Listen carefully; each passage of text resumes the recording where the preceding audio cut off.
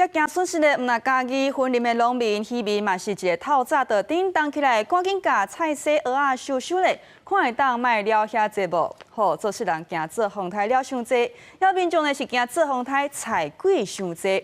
袂少人哦，就先去甲菜买起来，也即个预期的心理呢，就互菜先贵淡薄起哩啊。即卖呢，台北的市场菜市计销是比前一天了起一成三。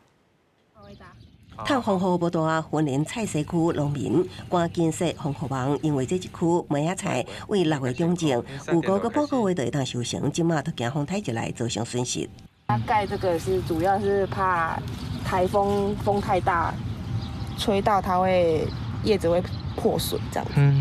也有即区地势较低、种番薯叶的农地，拄着落雨就较会积水，农民透早就抢收，收偌济就算偌济。沿海口湖乡的大竹港蚵仔农也无形将近海抢收的蚵仔运上岸，烦恼若风影收大，会将蚵仔拢抢掉，无法度收。讲风台天啦，大家拢赶紧要收挂起来。我蚵仔倒起来啦，较无风台吹。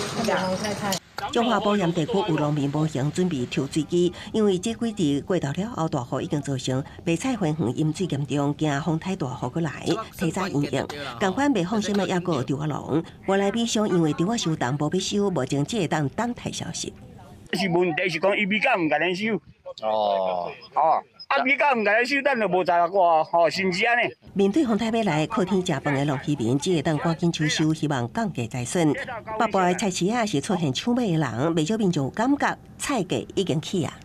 上个礼拜来看，丝瓜2条40，现在是1条35，已经慢慢有那个涨价的趋势了。一个预期性的影响，所以整个市场的一个备货需求比较强，所以导致那个量增价涨的一个情况。农粮署表示，包括芥蓝、藤丝仔菜、硬菜、小白菜等，去超过1倍，也毋过强调无前降会充足。